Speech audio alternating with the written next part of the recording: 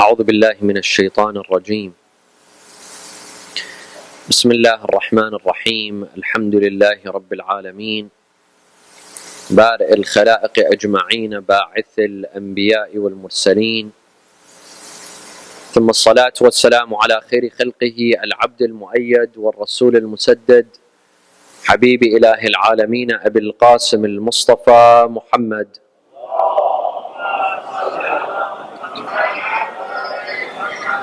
وعلى أهل بيته الطيبين الطاهرين وصحابته المنتجبين. قال الله تعالى في كتابه الكريم: بسم الله الرحمن الرحيم، فاسألوا أهل الذكر إن كنتم لا تعلمون. صدق الله العلي العظيم. صلوا على محمد وآل محمد.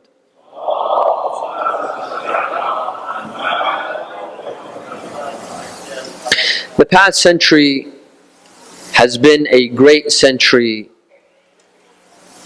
in the history of women. They achieved the right to vote, they achieved the right to work, the right to an education, and the right to own. In the past century, women have received a lot of rights, which have made them almost equivalent to men in society. We see women in the workforce, at school, at universities. They're able to achieve, they're able to own, they're able to participate in politics. You see female doctors, female physicians, school teachers, university professors, and even politicians. Today, some of the world's most greatest superpowers are led by women, like Germany. There's a chance that the United States of America in the next coming elections might be led by a woman. A woman could be the president of the United States of America. When you come to Wall Street, you see women have dominated in Wall Street. There are many female CEOs here in America and in Europe and in other places. This all shows that women are capable. They're not less competent than men. They're not less intelligent. They're not less strong. They're not subordinate to men. Wherever men have reached, women have also been able to reach in every single field. Even athletes, in every single field that men were able to achieve and contribute, women also followed, and they were able to contribute and to achieve in all professional fields. And it is proven that women can be great leaders and decision makers. The question rises that while the world is giving women the chance to contribute and produce and lead and receive leadership positions, become chancellors like in Germany, or the president as we might see in the United States of America, as women are reaching leadership positions, why is it that we see that in Islam women are not allowed to receive leadership positions? From the time of the occultation of Imam al-Mahdi up till now, the grand Maraje and the grand Ayatollahs have always been men. From the disappearance of Imam al-Mahdi up till today, they have all been men. We have not seen a single female that has reached the position of the top marja, or any marja, to be emulated and followed by the masses. The question arises that why is this? Is it because females are not competent of reaching the stage of ijtihad? Is it an intellectual challenge for them to study the sources of Islamic law and be able to derive Islamic laws? Or is it because in Shi'ism, women on purpose are kept away from power? Women are intentionally kept away from sensitive positions like al-marji'iyya, to be emulated by millions of people. Do Shias have a bias against females? Is it out of fear that if females become Maraje and become religious scholars, they might take away the privileges that Islam has given men, such as the ability to marry up to 4 wives and the right to divorce? Is it out of fear that women might produce different laws and reach a different understanding of Islamic laws, such as the law that gives double the inheritance to men as to women, and that 2 female witnesses are equivalent to 1 male witness? These are all privileges that Islam has given men. Is it out of fear that these privileges will be taken away and more privileges will be given to females?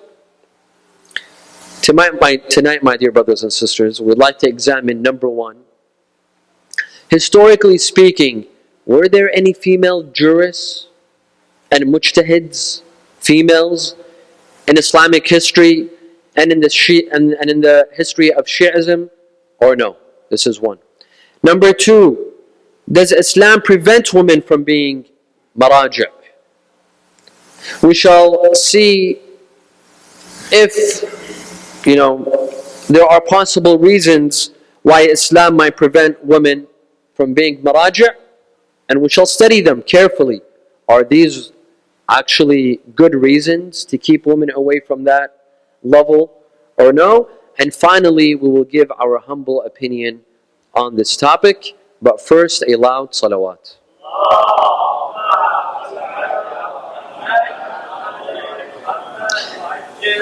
As for the first question of whether there were female jurists in Islamic history and in Shia history, we find in the book Riyadh al-Ulama by Al-Mirza Abdullah al-Asfahani, a well-known scholar, and this is a very well-known book. It's a book of biographies. Riyadh al-Ulama, biographies of scholars. Al-Mirza al-Asfahani, in this book Riyadh al-Ulama, he has a special section on female scholars. The book is mainly comprising of male scholars, but there's a section regarding female scholars and female jurists. Now, when I read this section, this chapter, I found over 15 biographies, meaning over 15 female jurists that were well known in Islamic history, in the history of Shi'ism, that were mujtahids. When I mean by mujtahid, I mean they reached the level of ayatullah.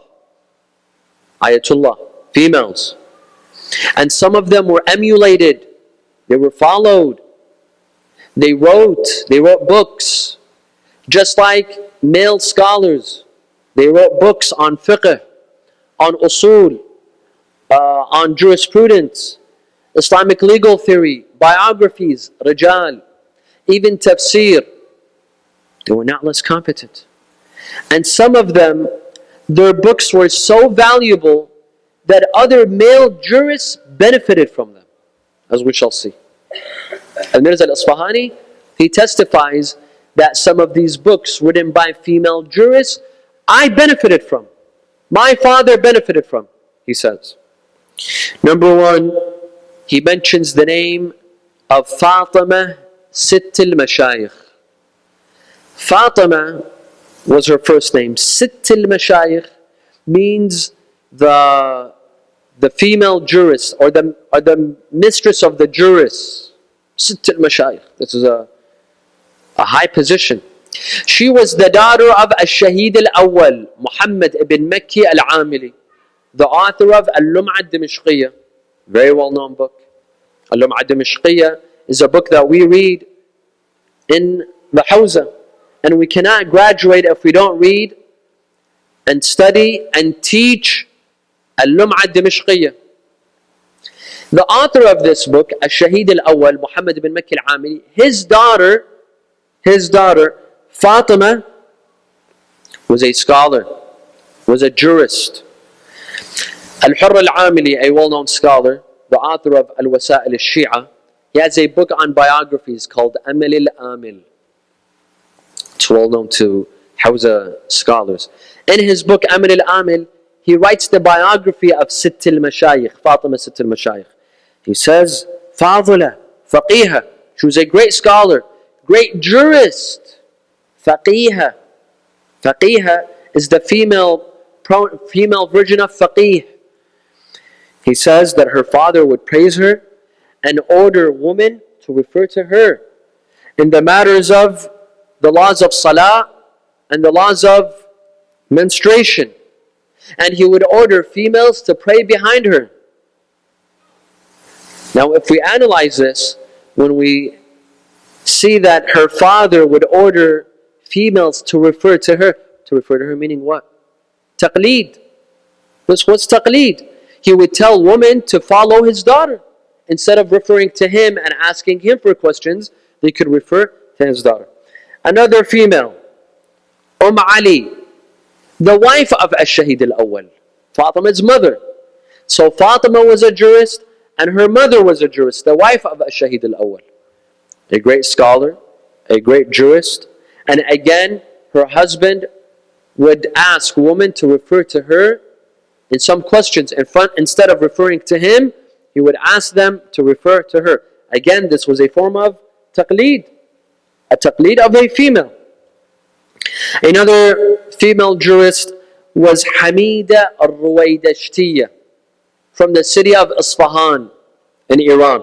She was a scholar, she was a teacher, she would teach other women. She was a scholar on rijal, on the science of biographies of men. She wrote a commentary on Shaykh al-Tusi's Al-Istibsar, a very well-known book of hadith. Al-Istibsar is a very difficult book to read. Shaykh al-Tusi wrote Al-Istibsar to join narrations that seem incompatible, that seem to conflict. Shaykh al-Tusi wrote Istibsar to show how we can conform between narrations that conflict. Hamid al-Ruwaydashtiya wrote a commentary on this very difficult book to understand. She wrote a commentary. And Al-Mirza al-Isfahani, the author of Riyadh al-Ulama, he says that my father benefited greatly from this book in deriving Islamic laws. Another female jurist was Fatima bint Hamid al-Ruwaydashtiya. Fatima, the daughter of Hamid al-Ruwaydashtiya. So her mother was a jurist and she was a jurist. Another female jurist was the wife of Shaykh al-Baha'i, the famous Shaykh al-Baha'i, who wrote on fiqh, on usul, who was an architect. The one who built the shrine of Imam Ali in Najaf was a Shaykh al-Baha'i. The one who built the famous mosque in Isfahan. For any of you who have been to Isfahan, I haven't, but I've heard of this mosque where there's a part of the mosque where you speak and you hear the echo. I don't know if you're familiar with that mosque. A very well-known mosque. It's one of the landmarks in Isfahan. The architect was Shaykh al-Baha'i. His wife, the wife of Shaykh al-Baha'i, was a jurist, was a mujtahid, was an ayatullah. She would teach fiqh and hadith according to Al-Mirza al-Isfahani in Riyadh al-Ulama. And many women studied under her. And she had inherited over 4,000 books from her father, because her father was also a scholar. Another big scholar, female scholar, was Amina Khatun, the daughter of Shaykh Muhammad Taqi al-Majlisi, Al-Alam al-Majlisi, the father, because there's two Majlisis, the father and the son. The father was known as Shaykh Muhammad Taqi al-Majlisi. The son was known as Shaykh Muhammad Baqir al-Majlisi, the author of Bihar al-Anwar, the 50 or 110 volumes, all comprising of the narrations of Ahl al-Bayt. The father, Shaykh Muhammad Taqi al-Majlisi, his daughter Amina Khatun, was a huge scholar, was a big scholar, and she was the wife of a scholar, the wife of Al-Mawla Muhammad Salih Al-Mazindarani, very well-known scholar, Mullah Muhammad Salih Al-Mazindarani, who had a commentary on Al-Kafi. Al-Kafi. It is said that her husband sometimes needed her assistance. He needed his wife's assistance, the daughter of Shaykh al-Majlisi, Amina Khatun. In fiqh, in understanding some laws of fiqh, he would refer to his wife. And she was the sister of Al-Allama Al-Majlisi. And lastly, the sister of Al-Mawla Rahim Al-Asfahani, who was a scholar in Asfahan, and she was a contemporary of Al-Mirza Al-Asfahani, the author of Riyadh al-Ulama, also a well-known scholar. She had a commentary on Al-Lum'ah, the famous book by Shahid al-Awwal Al-Lum'ah. She had a commentary. I'm only mentioning you 7 or 8 biographies of female jurists and scholars and mujtahids and ayatollahs and Islamic history. And I have been told that today in Iran, in Qom, there are several female mujtahids. There are several female scholars and mujtahids and ayatollahs. The family of Kashif al-Ghata, the famous family of Kashif al-Ghata, in one book of biographies, Qusas al-Ulama, the author by the name of At-Tinkabuni, he says that the family of Kashif al-Ghata are all jurists, men and women. They're men and they're women. They're all jurists. Thus, I know I might have confused you with a bunch of names and a bunch of books. My point is this. If you can't memorize all the names, get this point from me. That history testifies that there were several female jurists and mujtahids and scholars and ayatollahs. Sallu ala Muhammad wa ala Muhammad.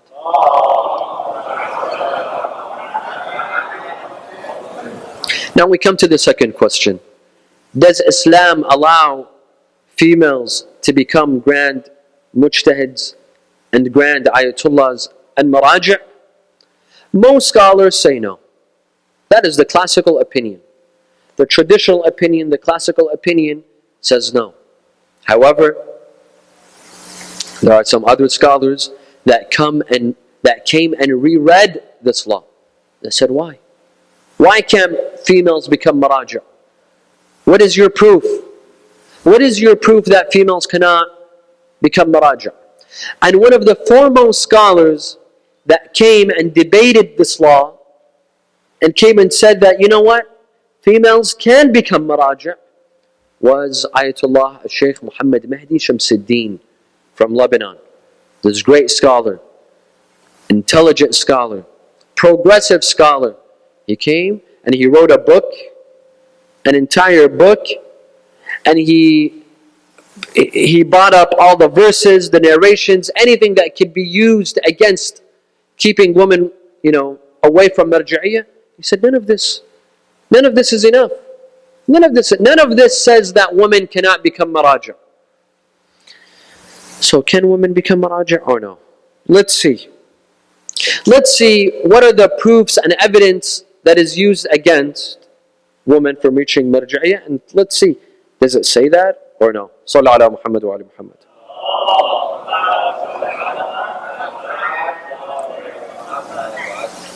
Number one, there's a narration by Imam al-Sadiq. I believe it's Imam al-Sadiq. The narrator is Abi Khadija. The hadith is good. Hasanat Abi Khadija. It's an authentic narration in which Imam al-Sadiq, yes, it's Imam al-Sadiq, he says, إِيَّاكُمْ أَن تُحَاكِمُوا عفوا إِيَّاكُمْ أَن يُحَاكِمْ بَعْضُكُمْ بَعْضًا إِلَى أَهْلِ الْجَوْرِ وَلَكِنْ انظُرُوا إِلَى رَجُلٍ مِنْكُمْ. He says, I warn you, do not go to the judges of the other schools of thought. Do not go to the corrupt judges that are appointed by the caliphs. Rather, come to the men. Look to men from among you. Meaning, look to the judges from among you. Look to the men from among you. Some say, see, the Imam says men. The Imam says, come to men from among you and refer to them as judges. It doesn't say woman. وَلَكِنْ انظُرُوا إِلَىٰ رَجُلٍ. Rajul means man. Look to a man from among you. The Imam does not say woman. Hence, a woman cannot become a judge. And every judge is a mujtahid. Every judge has to be a mujtahid. You cannot be a judge if you're not a mujtahid. Hence, a woman cannot be a mujtahid.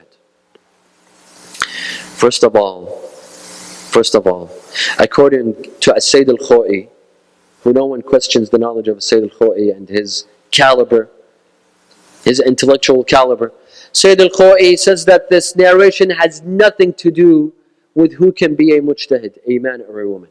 Has nothing to do with that. The narration is telling us that do not refer to the judges that are corrupt, the judges that are appointed by the ruling government. And instead, refer to the judges of your community, to the Shia judges. This is what the narration is trying to say. The narration is not trying to say which gender to refer to, men or women. It has nothing to do with that. Yes, he did say refer to a man from among you, but the emphasis on among you. Don't go to them. Look to people from you. And yes, the majority of the judges were what? Men or women? They were men. So the Imam says, انظروا إلى رجل منكم, because the majority of them were men. But this doesn't mean that you cannot refer to a female judge or a female jurist. This is one. Two, even if we say that the Imam is banning referring to women, the narration is specific regarding judges. Judges. And a judge is different from a marji'. A judge is one who sits and receives cases, and he has to act as a judge, and he has to fix the case and issue an order that either this person is right or that person is right. Being a judge is different from being a marji'. So even if we accept this narration, it has nothing to do with marji'iyya, being a marji'. It has to do with being a judge. This is one. Thus, this hadith is very irrelevant from our topic. This is one. Two, they say that women have no authority. Men have authority over women. And if a woman cannot have authority, if she has no authority over herself, because men have authority over her, how can she become a marji' when she has absolutely no authority over herself, let alone have authority over others? Where does it say in the Quran that women have no authority, rather men have authority over women? They say in this verse, الرجال قوامون على النساء. Men have authority over women. So if men have authority over women, that means women have no authority over themselves. How can they have authority over someone else? Right? Wrong. The Quran does not say men have authority over women. This word, qawamun, is very misunderstood. Qawam is singular. Qawamun is plural. Qawam and qawamun does not mean having authority. On the contrary, it means that men are responsible over women. Doesn't mean they have authority over women. That they could tell them what to do. Do this, do that, leave the house, don't leave the house. No. Qawam means they have responsibility over women. Which kind of responsibility? To take care of. Financially, physically, to keep them away from harm, to spend on them. Yes. And this is not my personal ijtihad. Read the verse. الرجال قوامون على النساء بما فضل الله بعضهم على بعض وبما أنفقوا. بما أنفقوا. Because they spend. Men have responsibility over women because they spend. You see? Because back then, who was the breadwinner in the family? Who would spend? Who was the caretaker? Who was the provider? Men. So because men are the caretakers, they have responsibility over women, to watch out over women, to care for them, to spend. بِمَا فَضَّلَ اللَّهُ بَعْضَهُمْ عَلَى بَعْضٍ. Some, they read this verse and they say that, they think that Allah has favored men over women, because the verse says, بِمَا فَضَّلَ اللَّهُ. فَضَّلَ Allah means favored. Because Allah has favored men over women. Allah has favored men over women? No. This is misunderstood. What does this verse mean? Allah has favored men over women. It means He has given them strength. Yes, He has favored them with one thing, with strength. Men are stronger, physically stronger than women. For a reason. Since they are stronger, that means they could work, they could go out, they could do labor, they could carry, they could push, they could do labor, work in the gardens, work in the fields. Because Allah has favored them with physical strength. Yes, Allah has favored men over women with physical strength, but not generally. Allah does not differentiate between men and women. Allah has not favored one race over another. We are all the creation of Allah Azza wa Jal, and Allah has not favored one over the other. Yes, He might give one thing to men and not give women. He might give something to women and not give to men. He has given men physical strength, and hence they have responsibility, not authority. Qawwamun does not mean authority, it means responsibility to take care of. So if this is how we understand the verse, does it still mean that men have authority over women and that women have no authority? And since a woman does not have authority over herself, she cannot have authority over others? No. Sallu ala Muhammad wa ala Muhammad.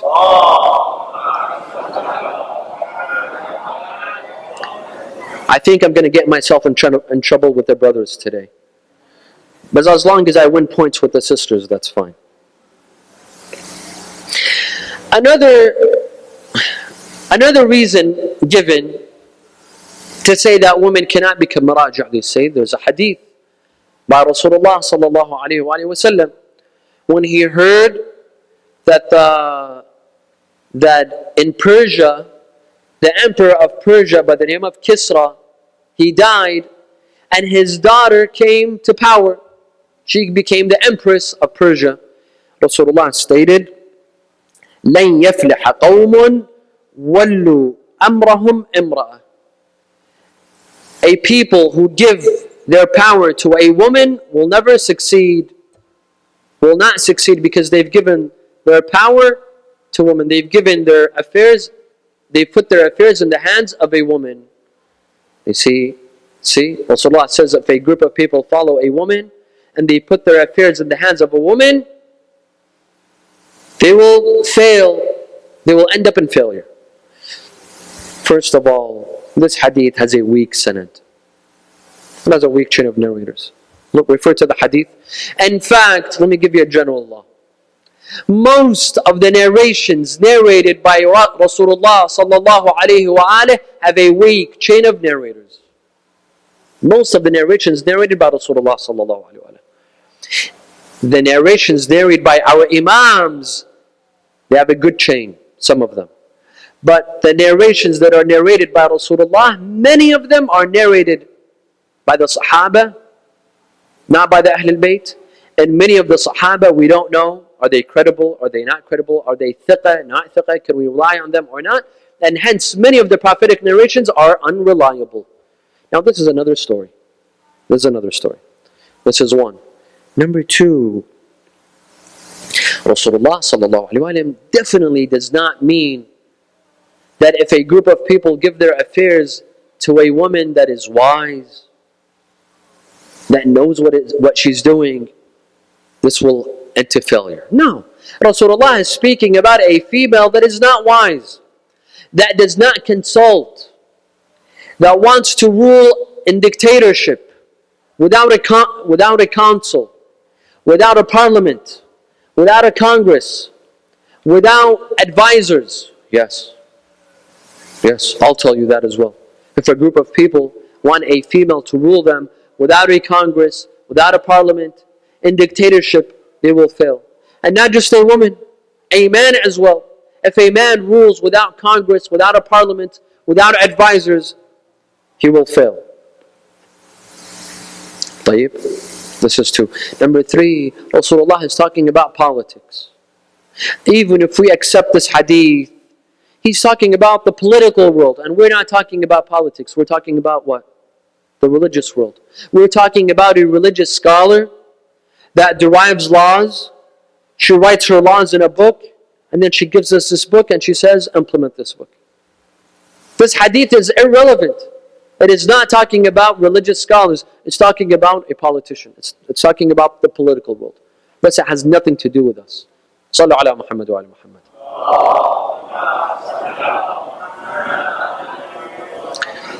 Another set of ahadith that are mentioned.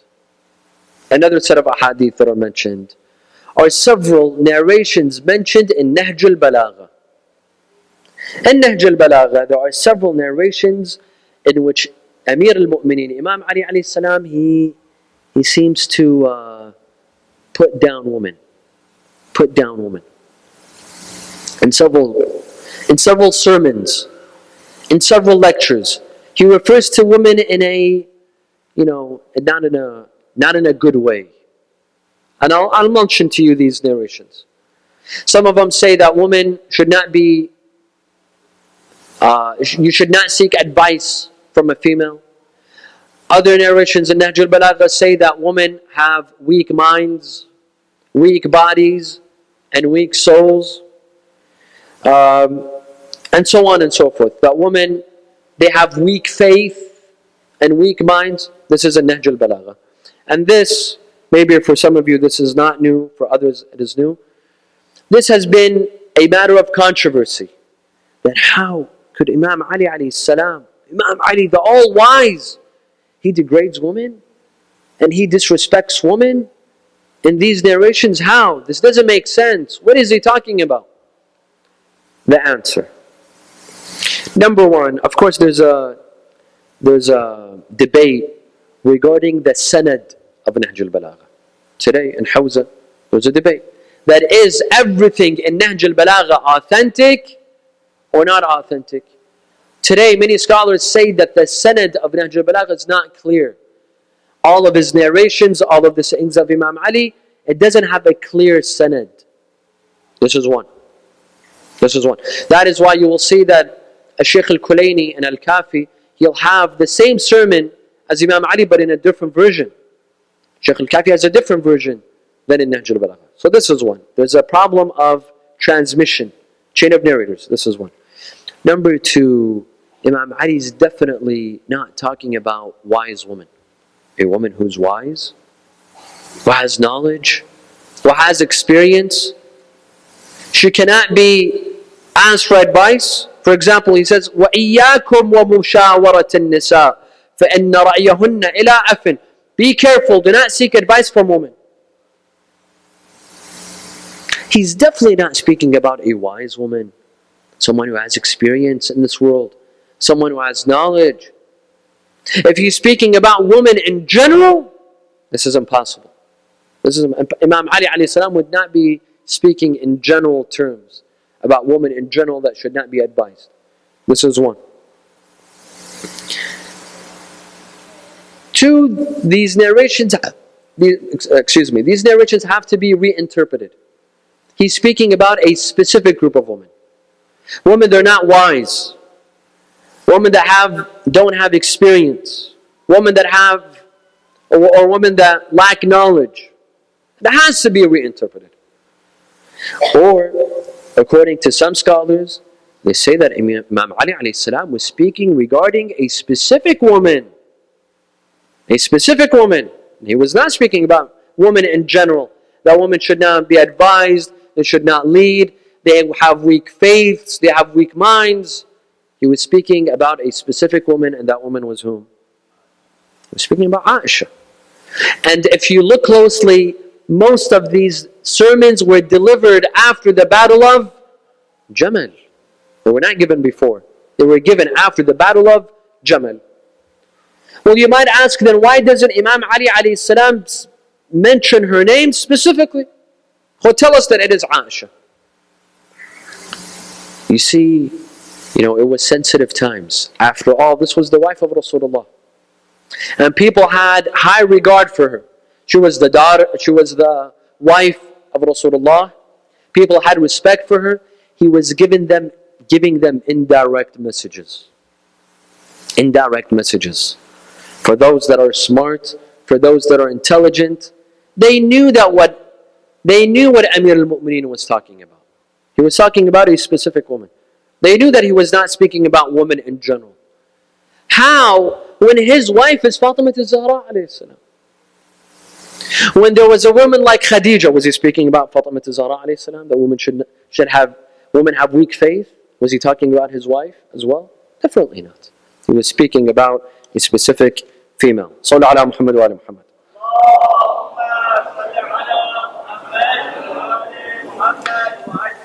Number 5. They say another reason that we have for women not to be emulated and taken as marja' is that they cannot lead salah. Have you ever seen a woman lead salah? She cannot lead salah in front of men. So if she cannot lead salah in front of men, she cannot be the imam of salah, how can she be a marja'? How could she be a marja'? The answer, salah is different. Why are you comparing salah to a scholar that is emulated? Salah has special positions. It doesn't take a genius to figure it out. You want a female to stand in front of men and to prostrate and to perform ruku' and sujood in front of men? Does that make sense? Is that logical? Do you think Islam that promotes hijab and tells men not to stare and not to look and tells women to practice hijab, you want Islam to allow a woman to stand in front of men and to lead salah? Of course not. Of course not. That has nothing to do with being a marja'. My dear friends, being a marja' means being a scholar, deriving laws and taking the laws that this female scholar has derived and acting on them. What does that have to do with salah? Number 6, they say that women, they're weak, they're emotional, they're not strong, they're not brave. Being a marja' requires you to be brave, to issue a fatwa of jihad. Women can't do that. Women are emotional. Women are, they lack courage. In addition to the fact that they have the, monthly menstrual cycle, they have pregnancy, they have labor, they have breastfeeding. All of these physiological aspects of women, how can they become a marja'? The answer is, none of these things matter. None of these things matter. First of all, who said that women are not brave? Biggest proof of that is most of us are afraid of our wives. So who's the brave one and who's the courageous one? This is, Sallu ala Muhammad wa ala Muhammad.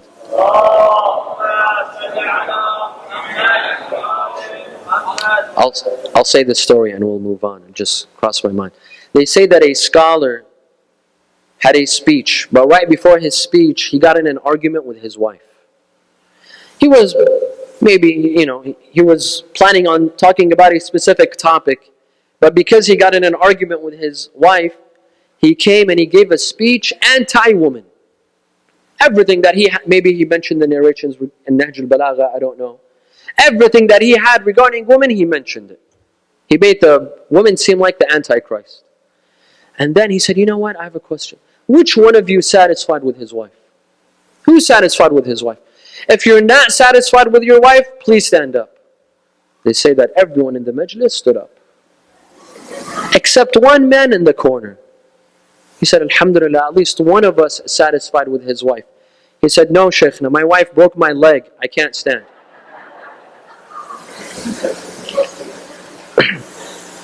So who's the strong one and who's the brave one? When we say that a woman could be a marja', we want her knowledge. We want her knowledge. We could care less if she's brave or she's a coward. We could care less if she's pregnant or she's not pregnant. We want her knowledge as a marja. These things have nothing to do with it. Number 7, they mention other excuses. They say a woman has to practice hijab. She has her hijab. She cannot mix with other men. She cannot speak to other men. She has to remain at home. She has to cover. How can she be a marja' when she has so many laws to abide by? What does that have to do with it? Let her wear her hijab and be a marja' at the same time. And then Islam says that a woman has to sit at home all the time. Islam does not say this. Yes, Islam says that if she has nothing to do, it's better for her to remain at home instead of wandering in the streets. But it doesn't make it incumbent upon her to stay at home. And if she's a marja', she could stay at home. Just because she's a marja' doesn't mean she has to wander in the streets and go out. No. She could observe her hijab. She doesn't necessarily need to mix with men. And she could at the same time be a marja', be a scholar that derives laws and gives to her followers these laws. Number 8, they say that why is it that we see not a single prophet was a female? Not a single imam was a female. Doesn't that ring a bell? Out of 124,000 prophets, they were all men. And out of the 12 imams, they were all men. We didn't have any female prophets. First of all, prophecy and imamah is one thing, and following a scholar is different. A marja' is not a ma'soom. Following a marja' is not like following an infallible imam or an infallible prophet. These are two different things. Don't mix. Second of all, haven't you heard of Fatima al-Zahra alayhi salam? Fatima al-Zahra is equivalent to hundreds of prophets. To hundreds of prophets. Fatima al-Zahra, Jibreel alayhi salam tells Rasulullah, Ya Muhammad, Allahumma salli ala Muhammad wa Ya Muhammad, لولاك لما خلقت الأفلاك ولولا علي لما خلقتك ولولا فاطمة لما خلقتكما. Ya Muhammad, if it wasn't for you, we would not have created the universe. And if it wasn't for Ali, I would not have created you. And if it wasn't for Fatima, I would not have created you and Ali. And in Hadith al-Kisa, when Allah tells Jibreel, إنما يريد الله ليذهب عنكم الرجس أهل البيت ويطهرهم تطهيرا, Jibreel asks Allah, he says, who is under the Kisa? Who is under the Kisa? He says, هم أهل بيت النبوة وموضع الرسالة هم فاطمة وأبوها هم فاطمة وأبوها وبعلها وبنوها. Fatima is the centrifuge. Fatima is in the middle and they all revolve around her. We forgot about her. And you say we don't have any female prophets or female imams. You forgot about Fatima. You forgot about Khadija alayhi salam. You forgot about Maryam. You forgot about Asiya. These female leaders that played important roles. Maryam has an entire chapter named after her. Finally, we come to our very humble opinion. Wa salli ala Muhammad wa ali Muhammad.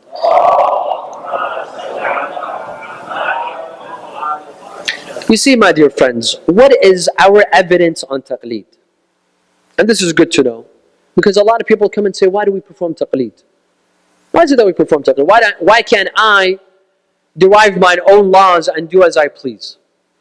You see, there's a rational practice, sira uqala'iyya. There's a rational practice that the ignorant refer to the knowledgeable in every field. When you're ill, what do?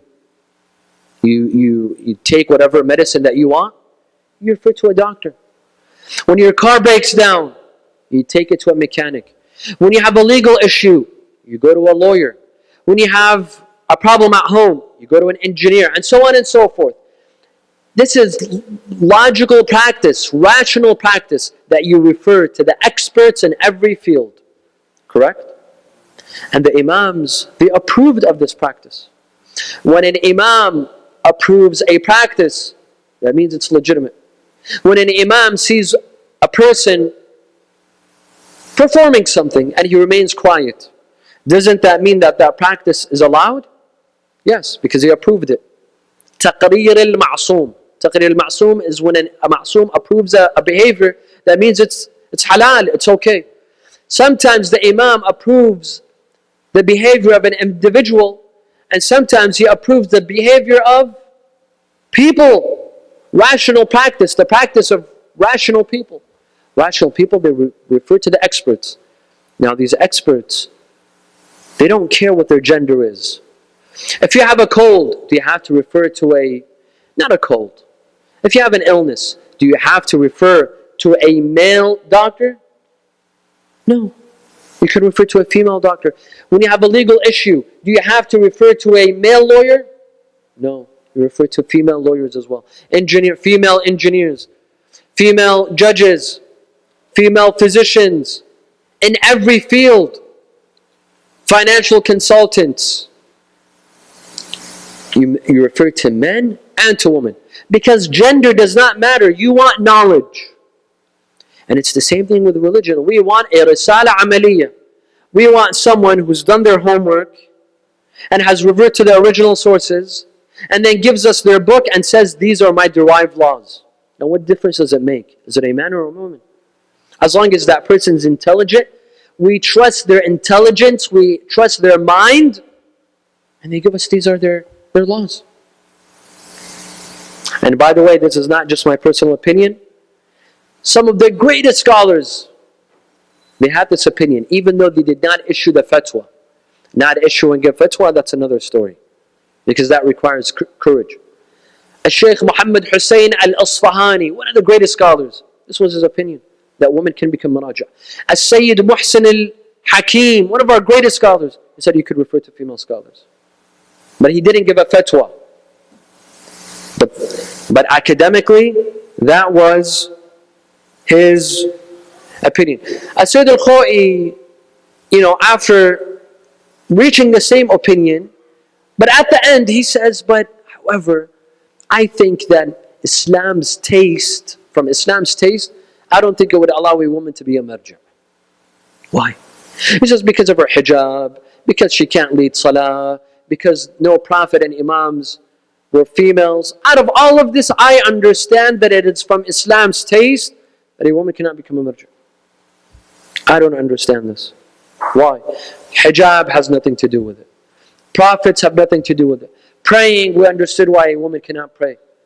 All we want is her knowledge. Let her sit at home, do her homework, go to Hawza, study the laws, and give us her opinion. It has nothing to do with hijab. It has nothing to do with leading salah. It has nothing to do with politics. That's all that it is. Sallallahu ala Muhammad wa ala Muhammad.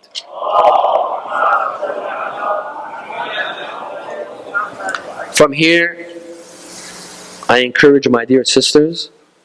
I say that Islam does not restrict you. You can be scholars. You can reach ijtihad, especially for other women. If not for men, at least for women. Women could follow you, especially on matters pertaining to women. There's a lot of laws that pertain to women. Become scholars, study. There's online classes. Today you do not have to travel.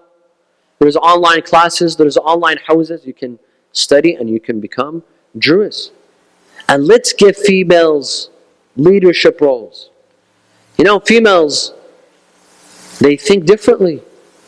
They have diplomacy. They have imaginative minds. They think differently as men. They're diplomatic. They're not aggressive. They're not violent. Unless you forget your anniversary or her birthday. Otherwise, she's not aggressive and she's not violent. The way they think is different from a man thinks. And we can make use of that. We could benefit from that.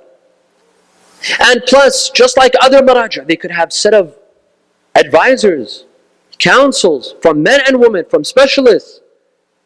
They could have advisors advising them on politics, on religion, on science, on moon sighting, on other topics. so that she will have a she can make a well-informed decision. And for those that say women cannot be leaders, look at Fatima al-Zahra alayhi salam. Did anyone play a greater role than Fatima al-Zahra alayhi salam in Islam? Or Khadija alayhi salam, who Rasulullah says that if it wasn't for Khadija, Islam would not have spread? I ask Allah subhanahu wa ta'ala to show us the truth. اللهم أرنا الحق حقا فنتبعه والباطل باطلا فنجتنبه ولا تجعله علينا متشابها فنتبع هوانا بغير هدى منك. بسم الله الرحمن الرحيم. اللهم صل على محمد وآل محمد.